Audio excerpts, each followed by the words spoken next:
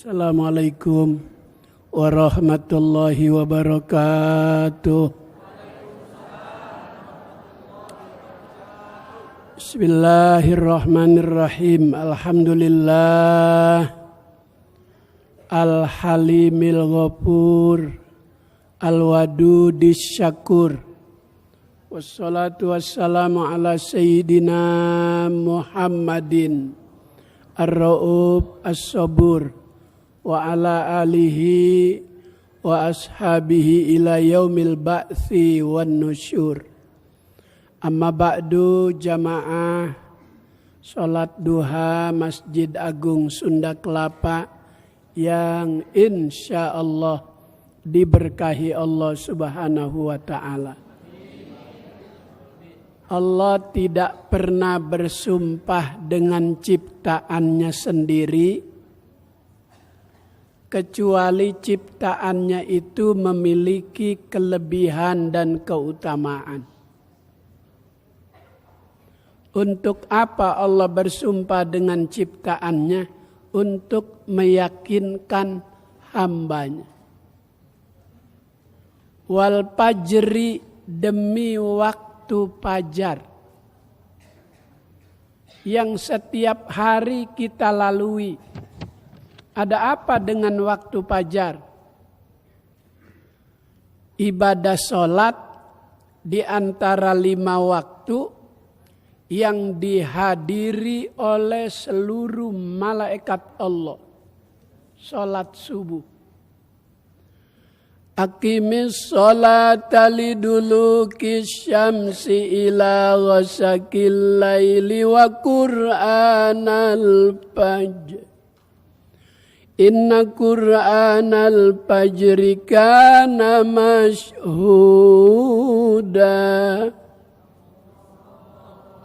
Itu sholat subuh punya keistimewaan karena dia disaksikan seluruh malaikat Allah.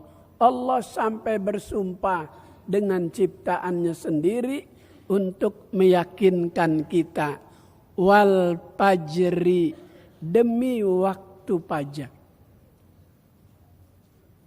Walayalin as, dan malam-malam yang ke-10. Allah bersumpah untuk meyakinkan kita di malam-malam yang ke-10 itu ada kelebihan keutamaan. Wadduha, demi waktu duha. Allah bersumpah dengan ciptaannya sendiri untuk meyakinkan kita. Maka orang kalau bersumpah itu untuk meyakinkan orang. Kayak sumpahnya ketua MK sebelum Pilpres. Itu untuk meyakinkan rakyat Indonesia. Kita diberikan angin segar. Wah, enak nih. Allah tidak pernah bohong dalam sumpahnya. Wal fajri walayalin as wadduha, demi waktu duha. Ada apa dengan waktu duha? Yang setiap hari kita lalui.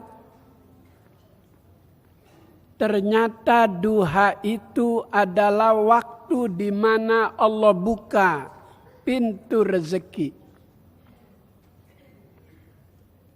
Di mana rezeki itu adalah kebutuhan manusia dalam kehidupan. Bapak Ibu ndak sampai ke sini kalau nggak ada rezeki. Mobil punya tak ada bensinnya, jalan nggak tuh mobil?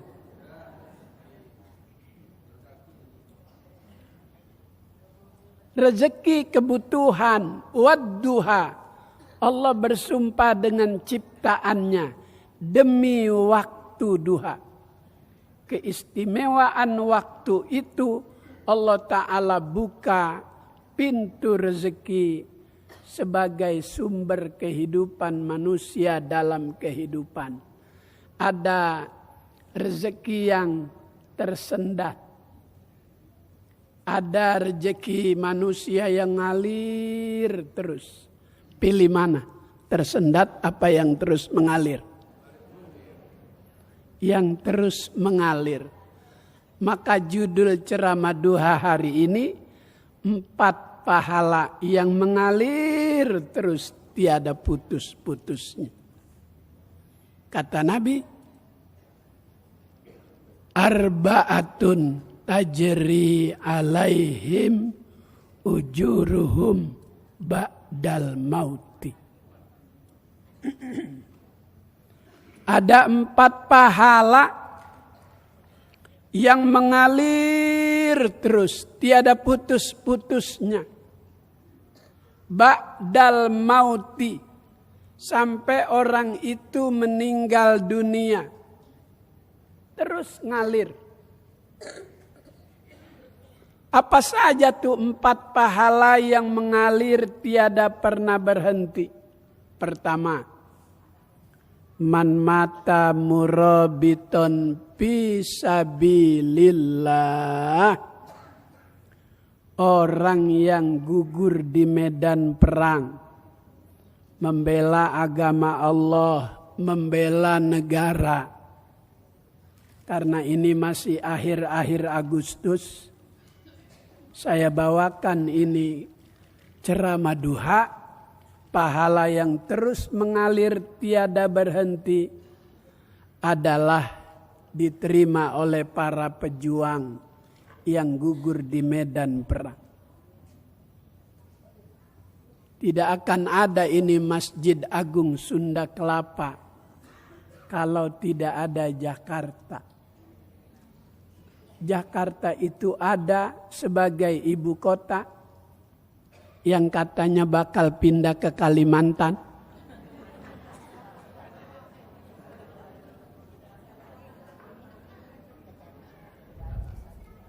Monasnya udah dibawa kemarin.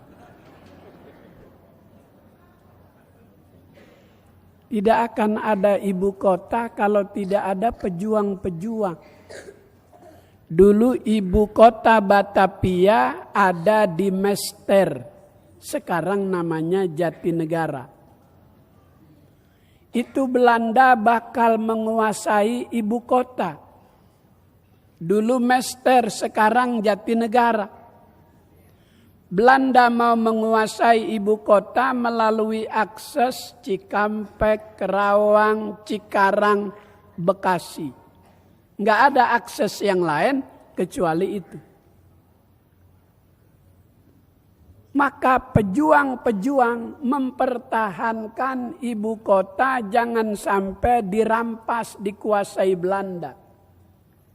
Maka dijegal di jembatan Kali Citarum. Siapa yang menjegal Belanda? Pejuang kita.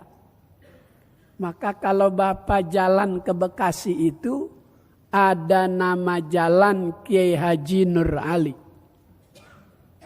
Ulama pahlawan nasional. Dia yang mempertahankan ibu kota. Begitu tank-tank Belanda, kendaraan perang yang sudah siap akan menguasai Batavia sebagai ibu kota, dijegal di jembatan Kali Citarum oleh Kiai Haji Nur Ali dengan kekuatan senjata tradisional. Sebelum pakai bambu runcing, namanya pakai batu bandring. Jadi batu dimasukkan dalam sarung, 9 dibacakan Hizbun Nasor, wiridan, zikir, spesialis untuk melumpuhkan kekuatan lawan, itu zikir Hizbun Nasor. Diwiridin, dibacain, begitu tank-tank Belanda kelihatan sudah ada mendekat dengan jembatan Kali Citarum, dilempar itu batu yang sudah dibacakan wiridan-wiridan oleh Kiai Haji Nur Ali. Persis jatuh di tengah tank-tank Belanda. Tapi apa yang terjadi? Batu itu berubah menjadi sebuah kekuatan yang menghancurkan kekuatan tank-tank Belanda. Itu ulama yang waktu dipanggil oleh Jenderal Sudirman ke Jogja, Kiai Nur Ali jalan kaki. Alat komunikasi belum ada, kendaraan belum punya, jalan kaki. Jogja, Bekasi, Jogja. Kok bisa jalannya beliau beda dengan jalannya kita? Beliau satu langkah itu dari Bekasi Kerawang. Satu langkah. Langkah kedua Kerawang Cikampek. Langkah ketiga Cikampek Indramayu. Langkah keempat Indramayu Cirebon. Langkah kelima Cirebon Pemalang. Langkah keenam Pemalang Tegal. Terus Jogja cuma 27 langkah. Waktu ngajar menyeberangi lautan, karena waktu maghrib sudah mendesak, dia jalan di air di atas laut. Penjemputnya bingung, Pak Kiai, kok bisa jalan? Apa bacaannya? Bismillah. Itu yang jemput, coba baca bismillah, jalan di laut, kelelep.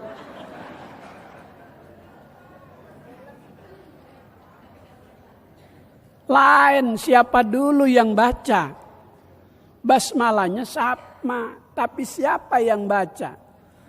Lidah siapa yang membaca? Tuh.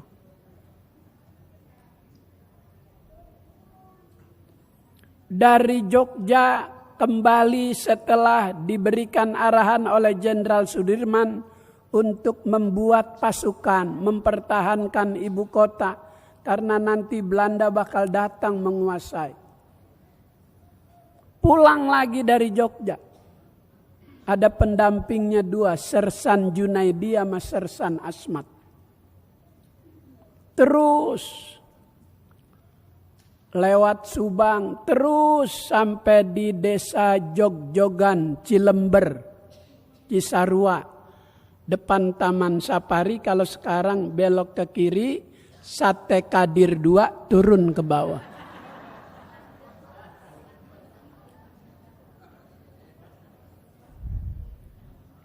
Ada Sate Kadir Cie 2, 3, sampai 5. Banyak. Di situ Nur Ali istirahat. Karena akan melanjutkan perjalanan Sukabumi. Mulai dari Talang 1, Talang 2, Pasar Cicurug, terus belok kanan Cidahu, melewati Gunung Salak yang waktu itu pesawat Sukhoi, Pelabuhan Ratu, Banten, Maulana Hasanuddin. Terbentuklah kekuatan untuk menghadapi Belanda.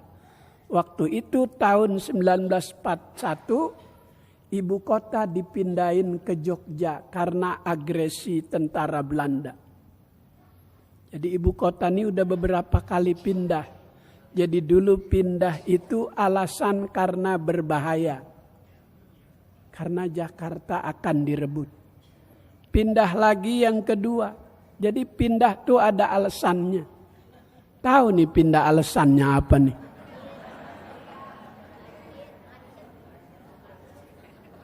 Kenapa alasannya, Bu? Oh iya.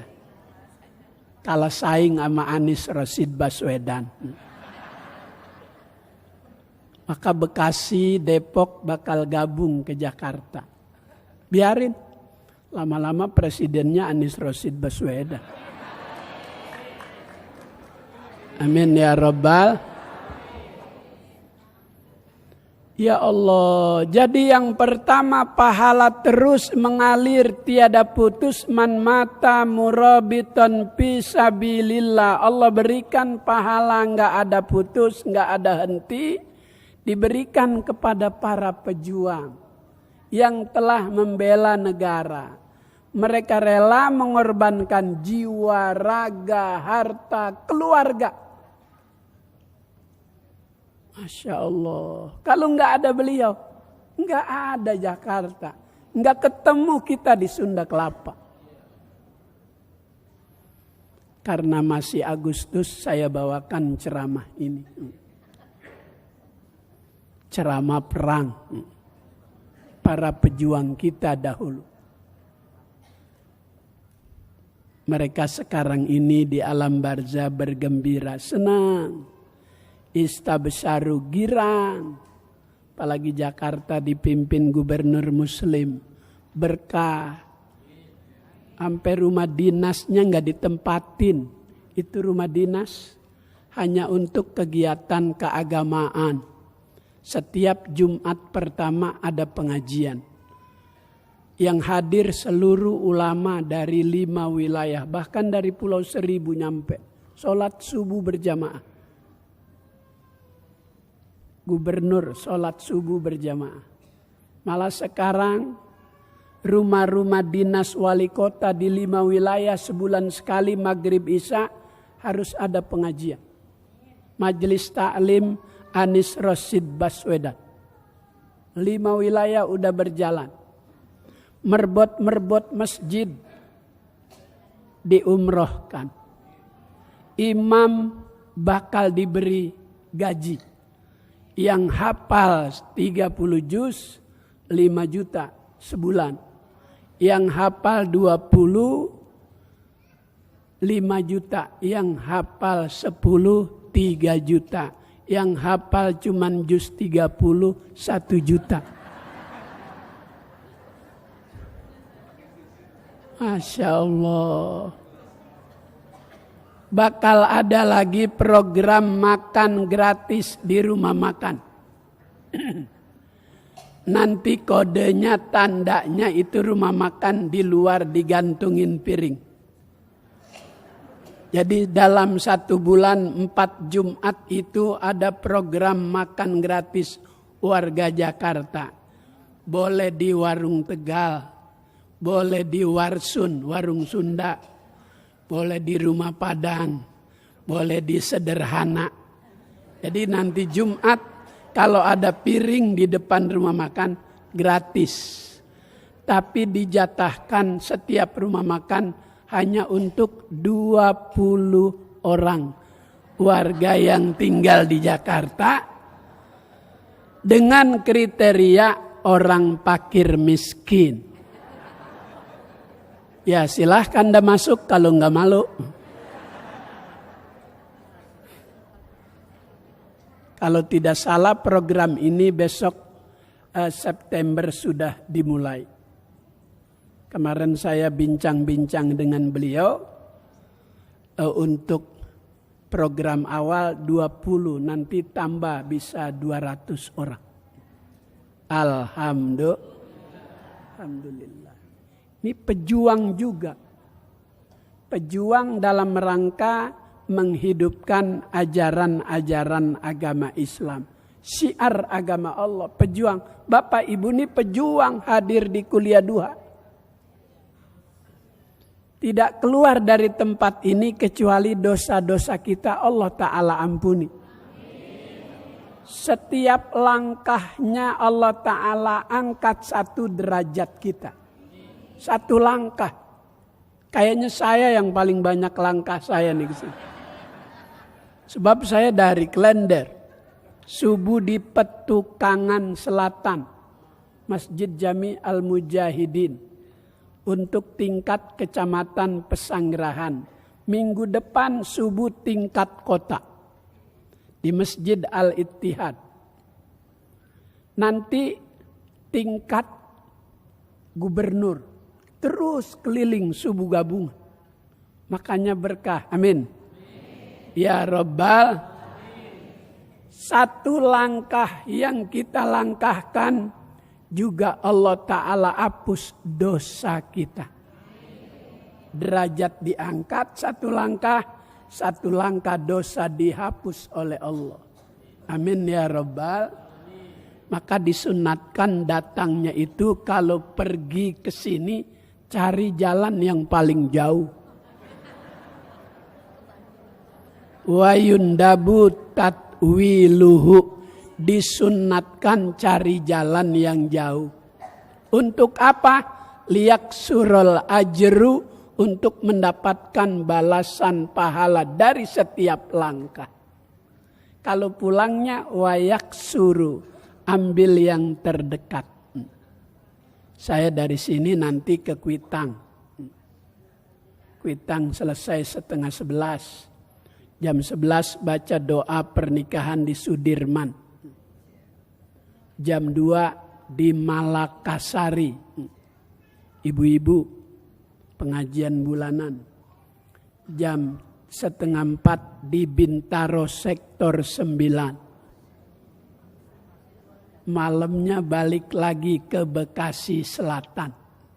Itu juga kalau ada yang ngundang.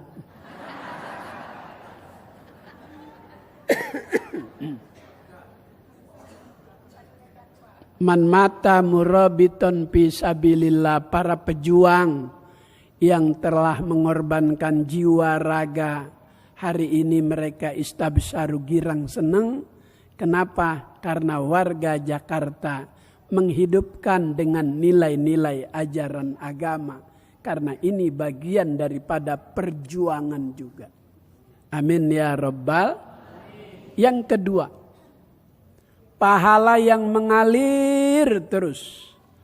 Man 'allama ilman ujriya lahu amaluhu ma umila bihi. Orang yang mengajarkan ilmu, kemudian ilmu itu diamalin. Saya sampaikan kalau ini bagian daripada perjuangan, Bapak Ibu niat untuk terus berjuang melalui syiar agama, saya dapat pahala. Ngalir terus itu pahala. Kapan? Ba'dal mauti. Setelah saya mati baru Allah berikan. Kapan saya mati? Enggak ada yang doain biar saya panjang umur. Sehat walafiat. Bapak Ibu panjang umur, sehat walafiat. Ada yang ulama meninggal di usia muda. Kiai Haji Muhammad Arifin Ilham 49 tahun. Ada yang usianya tua, Kiai Haji Maimun Zubair. Matinya hari Selasa. Hari Seninnya puasa. Kakek, nenek, bapak, ibu, Kiai Maimun Zubair, semua matinya hari Selasa. Ada apa dengan hari Selasa? Senin puasa, Selasa meninggal dunia. Kata Nabi, tu'radul a'mali ilallah yaumul isnin wal khamis. Amal perbuatan manusia dalam seminggu itu dilaporkan kepada Allah 2 kali. Laporan pertama Senin sore dibawa oleh malaikat. Ini amal perbuatan hambamu Fulan bin Fulan. Diterima Allah Selasa sore. Senin sore, malam Selasa. Seninnya puasa. Sorenya dilaporkan, laporannya bagus. Hari Selasanya meninggal dunia, bagus. Hari Kamis dia puasa. Sorenya dilaporkan Allah, hari Kamisnya meninggal dunia, bagus. Jumat meninggal dunia, Jumat kiamat. Kiamat itu bakal terjadi hari Jumat kapan? Itu yang tidak bisa ditentukan oleh manusia. Ada yang berani meramal Mama Loren. Waktu itu dia bilang kiamat bakal terjadi tanggal 9 bulan 9 jam 9 2009. Dia duluan kiamat. Gak bisa diprediksi oleh manusia, rahasia Allah. Tapi kalau Allah mau besok Jumat kiamat terjadi, gak bisa ditolak. Berarti kalau Jumat besok kiamat, belum pelantikan udah kiamat.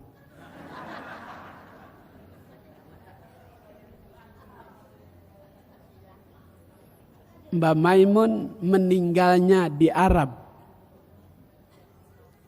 sedang melaksanakan ibadah haji. Yang luar biasa makamnya berdampingan dengan makam Siti Khadijah. Ya Allah. Berdampingan dengan Sayyid Ahmad Al-Maliki. Berdampingan dengan Sayyid Abbas bin Muhammad Al-Maliki. Berdampingan dengan Habib Salim Asy-Syatiri. Itu tidak sembarangan orang bisa dimakamkan di situ. Kecuali orang-orang mulia. Beliau memberikan statement, Habib Rizik itu wali, kata Mbak Maimun Zubair. Kalau dia bukan wali, tidak bisa mengumpulkan orang dengan jumlah besar 7.500.000 sholat di Monas. Bahkan rela jalan kaki dari Ciamis, dari desa Bayasari, dari kota Ciamis 2 jam. Saya kemarin ceramah di pesantren Miftahul Huda 2, desa Bayasari. Mereka yang waktu ikut bela aksi jalan kaki dari Ciamis. Dulu santrinya 700, sekarang 7.000. Balasan dari Allah yang membela Islam bakal Allah Ta'ala balas. Jadi bapak ibu nih bela Islam, syiar Islam, sholat duha, Allah balas. Amin. Ya Rabbal. Saya ceramah kemarin di Miftahul Huda 2. Yang waktu di Monas juga saya ketemu. Itu ada yang kakinya tidak ada dua-duanya sejak lahir. Tangan kanannya tidak ada. Dari Ciamis ke Jakarta jalan menggunakan tangan kiri. Dikasih alas sendal. Sampai ke Monas. Masya Allah. Perjuangan tuh. Ikut proses menumbangkan orang yang melecehkan agama kita. Menodai Al-Quran, surah Al-Ma'idah. Tanpa jumlah besar, tanpa himbauan wali, kata Mbak Maimun, gak mungkin tuh bisa kumpul sebanyak itu. Kata Mbak Maimun, maka jangan ada segelintir rasa benci terhadap Habib Rizik. Karena pada diri beliau ada darah Rasulullah. Maka yang benci sama beliau sudah mulai bertumbangan. Cuma tidak diekspos. Tidak diangkat beritanya. Nih yang kedua, man 'allama ilman, orang yang mengajarkan ilmu, Allah beri ganjaran balasan pahala tiada henti, terus mengalir ba'dal mauti. Yang ketiga, wa man tasaddaqa bi shadaqatin ujriya lahu ma wujidat. Pahala yang terus mengalir tiada henti adalah pahala bersedekah. Yang sedekahnya itu karena Allah. Maka yang lillahi ta'ala balasannya besar. Yang tidak lillahi ta'ala balasannya kecil. Semua ibadah itu tujuannya lillahi ta'ala. Inna sholati wa nusuki wa mahyaya wa mati lillahi rabbil alamin. Maka orang yang sholat lillahi ta'ala bid'an wa isyrina darajah. Allah balas sampai 20 derajat. Untuk mendapatkan 20 derajat itu ada kriteria, ada syarat. Idza tawaddo'a fa ahsanal wudu, apabila dia wudu, wudunya sempurna. Bagaimana sempurna wudu? Bisunanihi wa adabihi, dengan sunnah-sunnahnya. Terlebih dahulu cuci kedua telapak tangan, berkumur, memasukkan air ke dalam hidung. Itu sunnah-sunnah. Wa adabihi, dan adab-adabnya. Kalau sedang berwudu, ketemu dengan sahabat lama, saat proses wudu, jangan bicara. Itu adab. Karena wudu proses ibadah. Ini lagi wudu, nanya sama yang sebelah. Kemarin dapat daging nggak dari Sunda Kelapa? Dapat, tapi tulang mulu. Aku nggak dapat, nih aku sholat sekalian nanya ntar sama pengurus. Itu sholat sekalian nanya. Ada urusan dunia. Itu adab wudu. Saat kita berwudu, jangan membicarakan urusan dunia. Itu adabnya. Bisunanihi wa adabihi. Kalau proses wudu diikuti dengan sunnah dan adab, sempurna wudu, maka ibadahnya juga sempurna. Baru dapat isrina darajah, 20 derajat. Tapi kalau ada tumpangan-tumpangan lain, ada niat-niat lain, kecil, bahkan wailul lil musallin, celaka orang yang sholat. Yang sholatnya main-main, sholatnya tidak karena Allah, tapi dicampur dengan urusan-urusan dunia. Maka sedekah juga selalu bentengi dengan niat ikhlas karena Allah. Itu pahala yang ngalir terus. Dekat rumah kita sedang ada proses pembangunan masjid. Kita ikut. Kata Nabi, man bana masjidan, banallahu baitan fil jannah. Siapa yang ikut andil proses pembangunan rumah ibadah, rumah Allah, masjid, maka Allah Ta'ala akan ganti dengan sebuah bangunan di sorga. Udah punya tempat tinggal, tapi masih ada hadiah. Kayak kita punya rumah di Sumarekon. Mana Sumarekon? Bekasi. Bersebelahan dengan pusat pemerintahan kota Bekasi. Sebelah kanan agak menyeberang rel kereta api. Kalau hari Minggu ada Capri Day nggak bisa lewat situ. Lewatnya Patung Lele puter balik. Nanti ada jalanan ke kiri masuk. Nah itu rumah-rumah bagus di situ.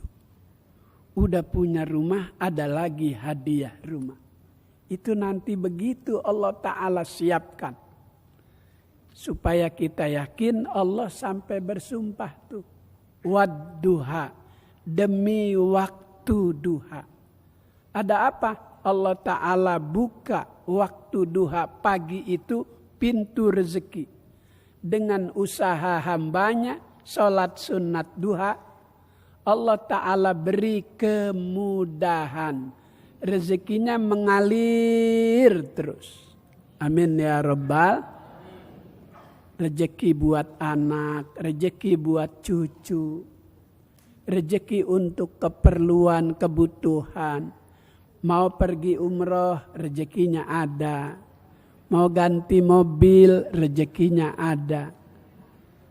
Mau jalan-jalan ke Eropa, rezekinya ada. Ngalir terus rezeki. Enak. Yang gak enak giliran bayar kredit mobil, duitnya gak ada. Anak giliran bayar kuliah, duitnya gak ada. Gak enak.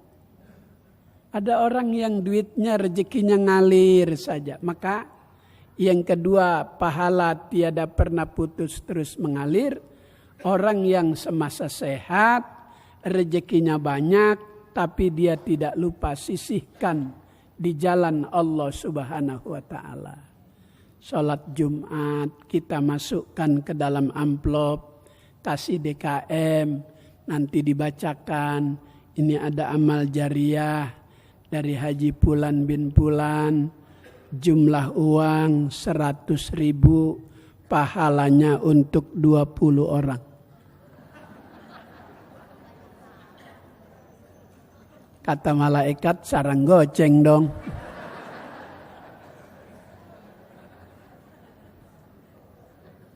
Ya Allah, semakin banyak diberikan, semakin banyak ganjaran, semakin banyak balasan. Allah dikasih banyak, dikasih sedikit, diterima. Manusia beda, dikasih sedikit, minta banyak. Allah kalau tidak diminta oleh hambanya, malah kesel. Allah kalau nggak diminta sama hambanya, itu hambanya sombong. Allahu yaghdabu in tarakta su'alahu. Allah benci kalau ada hambanya nggak mau minta. Ada hamba Allah yang sombong, namanya Qarun. Kesombongannya menghancurkan dirinya. Sebab ketika ditanya, Qarun ini hartanya melimpah ruah dan orang pinter. Ketika ditanya oleh Nabi Musa, apa yang aku miliki karena kepintaranku, karena ilmu yang aku miliki, bukan dari Tuhan, sombong. Akhirnya ditenggelamkan oleh Allah. Maka kalau kita ke Mesir, dari kota Mesir itu kira-kira 7 kilo, ada namanya Bahiroh Qarun. Laut Qarun, Bahrun asalnya. Bahiroh Qarun, Laut Qarun.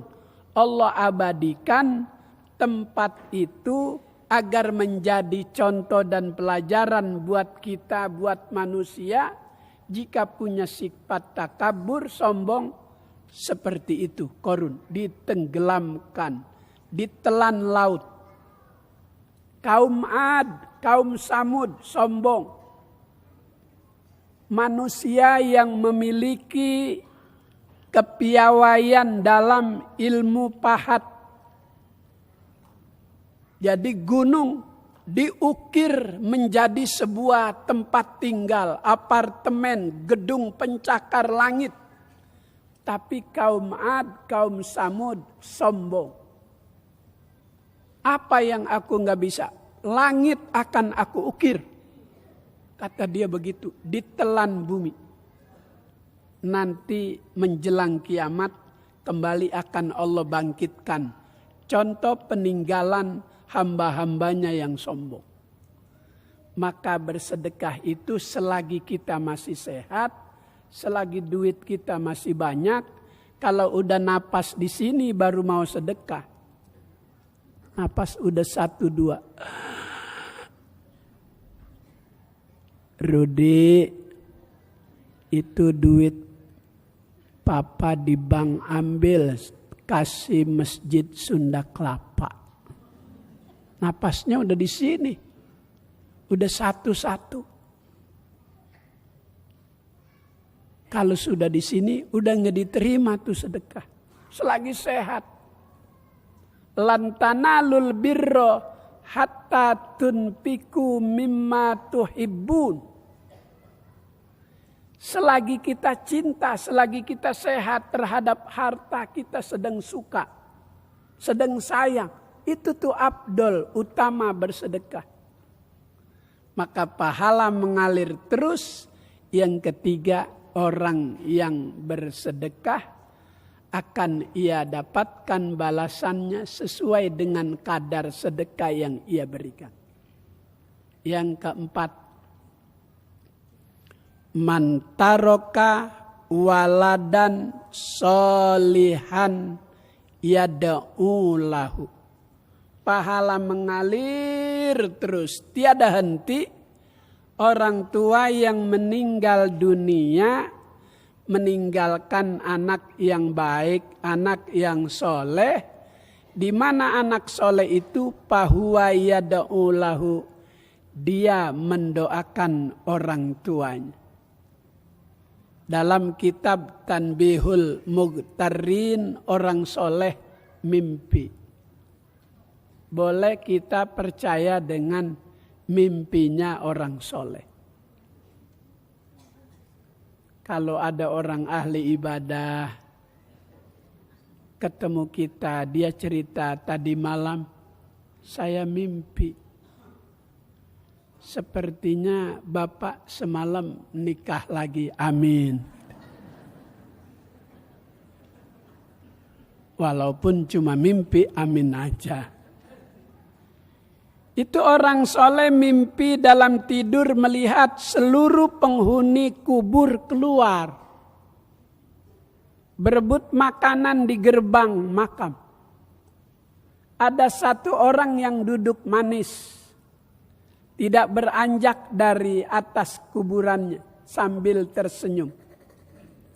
Itu orang soleh bertanya dalam mimpinya, kenapa kamu tidak berebut seperti mereka yang berebut?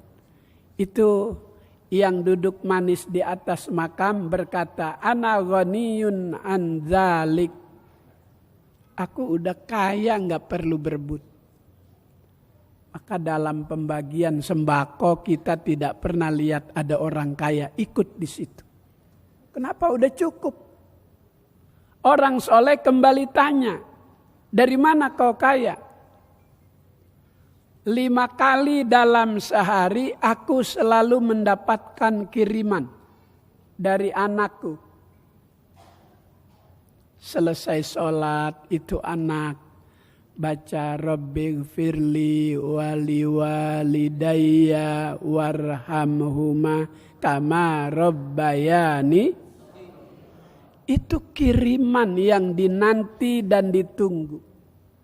Itu yang membuat suasana kuburan orang tua berubah menjadi bagian daripada taman sorga.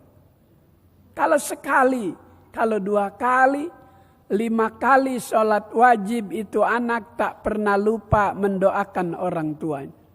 5 kali mendapatkan kiriman. Kalau anak lupa mendoakan orang tuanya, maka Allah melupakan rezeki buat anak tersebut. Jika kau jadikan orang tuamu seperti raja, maka rezekimu bakal seperti rezekinya sang raja. Orang tua,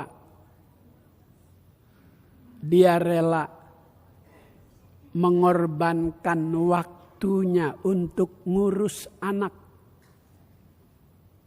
Tanpa dia tidak mungkin ada kita. Tanpa ada orang tua enggak mungkin kita kenal dunia. Maka Allah Ta'ala jadikan ikon percontohan bagi orang yang ingin rumah tangganya sakinah mawaddah warahmah. Potret kehidupan Nabi Allah Ibrahim alaihi salam. Punya anak soleh Ismail. 87 tahun dia berdoa kepada Allah. Rabbi habli minas solihin. Rabbi habli minas solihin. Ya Allah beri aku anak yang baik. 87 tahun berdoa. Baru Allah Ta'ala beri. Sebelum punya anak Nabi Ibrahim menyembelih 1000 ekor kambing, 300 ekor unta. Diberikan kepada fakir miskin. Jibril kagum, wahai Ibrahim luar biasa.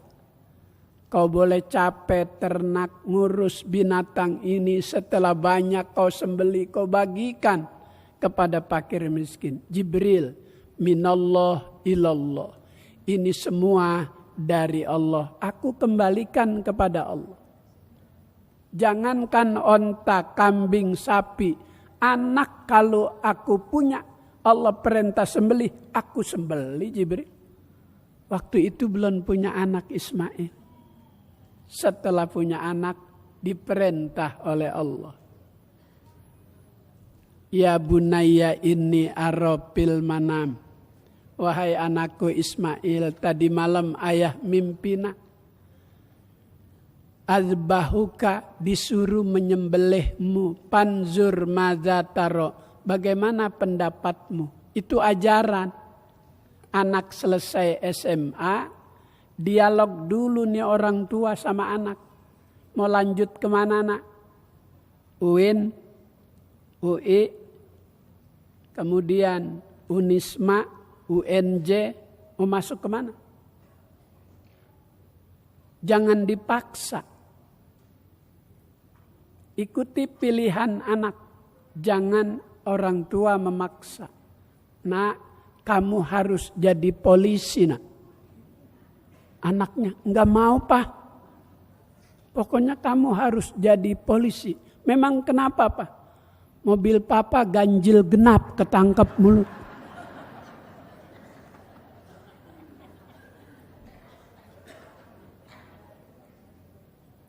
Tuh, Ibrahim sama Ismail dialog. Panzur madza taro. Bagaimana pendapatmu nak tentang mimpi ayah tersebut? Itu Ismail anak baik, anak soleh, bisa mengambil keputusan di saat ada persoalan. Apa keputusan Ismail? Ya abati if'al ma tu'mar. Ayah, laksanakan perintah Allah. Satajiduni insyaallah minas sabirin. Insyaallah kita termasuk dalam kelompok hamba-hambanya yang sabar. Coba kalau anak kita. Tadi malam bapak mimpi disuruh menyembelih kamu nak. Bapak aja yang udah tua.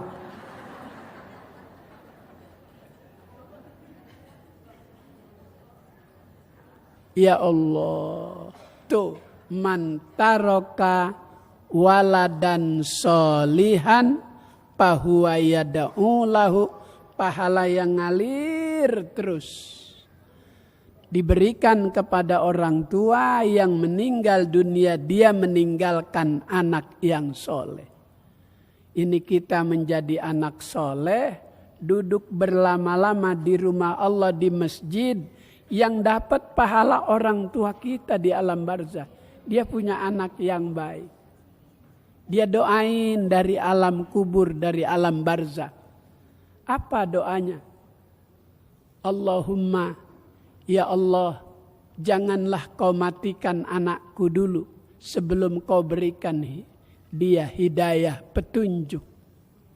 Orang tua masih ngedoain di kubur.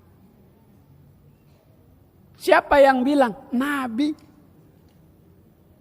Allahumma la tumithum. Ya Allah, jangan kau matikan mereka. Hatta tuhdiya kama hadaitana. Sebelum kau berikan ia hidayah. Hidayah sudah Allah beri.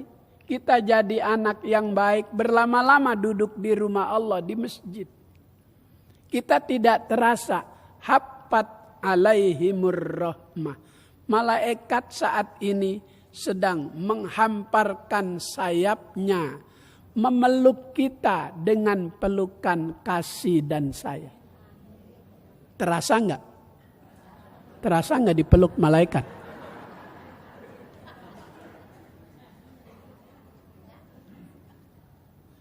Sedang ada dalam pelukan malaikat. Innalillahi sayyaratan. Allah subhanahu wa ta'ala punya kendaraan. Apa kendaraan Allah? Malaikat. Dia berkeliling. apabila ia menjumpai taman sorga, majelis taklim, kajian duha, dia turun dengan membawa rahmat Allah. Diberikan itu hati jamaah yang ikut kajian, hati yang tenang. Ya Rabbal, hati itu kalau tenang dalam menghadapi persoalan enggak jadi pikiran. Kata dia, jalani saja. Kenapa? Ada ketenangan. Orang yang tenang di jalan, insya Allah, jika ada razia, dia tenang saja. Polisi malah enggak nyetop, terus disuruh terus. Kenapa hatinya tenang? Tapi kalau enggak tenang, waduh, di-stop. Padahal yang tenang kagak bawa SIM, enggak bawa STNK. Kenapa? Tenang menghadapi situasi. Jalan, disuruh terus. Saya jalan tenang, di-stop juga. Saya buka kaca.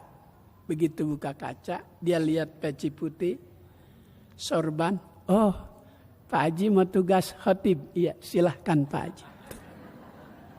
Padahal hari itu genap, mobil saya ganjil. Kalau ditangkap juga, saya telepon Kapolda. Bos, ada masalah nih di jalanan. Ada anak buah nih nggak beres. Di stop lagi di tol, saya ambil jalur kiri terus di stop. Saya buka lagi kaca. Assalamualaikum. Oh, Pak Kiai, doain saya Pak Kiai. Mudah-mudahan jadi Kapolres. Enggak mau Kiai Kapolres. Saya mau jadi Kapolri. Begitu.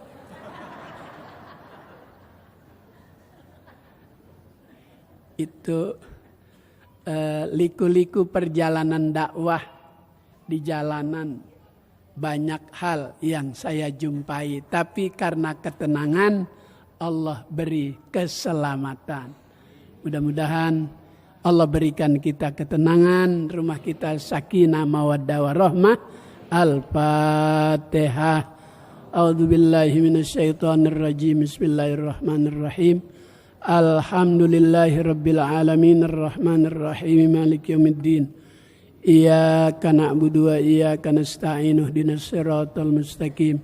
Siratal ladzina an'amta 'alaihim ghairil maghdubi 'alaihim waladdallin. Amin. Fatihah yang kedua buat para pejuang kita.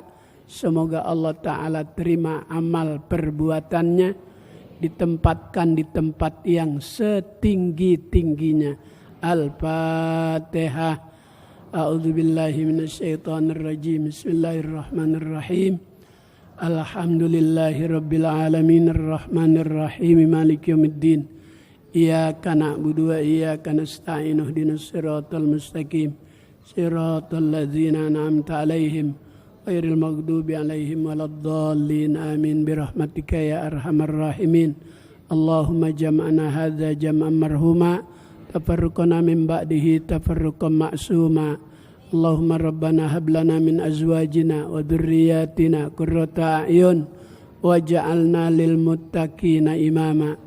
Ya Allah, ya Rahman, ya Rahim, pagi menjelang siang ini kami berkumpul di rumah-Mu dalam rangka beribadah, salat sunat duha di hari dan bulan Agustus, hari kemerdekaan. Berilah semua para pejuang-pejuang yang telah merelakan jiwanya dengan tempat-tempat yang membuat ia jadi bahagia, bagian daripada surga-Mu ya Allah, ya Rahman, ya Rahim. Allahumma ja'al qabrahum raudatan min riyadil jinan wa la taj'al qabrahum hufratan min hufarin niran. Ya Allah, ya Rahman, ya Rahim, jadikan kehidupan keluarga kami sakinah, mawaddah, warahmah. Jadikan anak keturunan kami, cucu-cucu kami, anak-anak yang solihin dan solihat. Rabbana atina fid dunya hasanah wa fil akhirati hasanah wa qina adzabannar. Sallallahu ala sayyidina Muhammadin wa ala alihi wa sahbihi wasallam. Walhamdulillahi rabbil alamin. Assalamualaikum warahmatullahi wabarakatuh.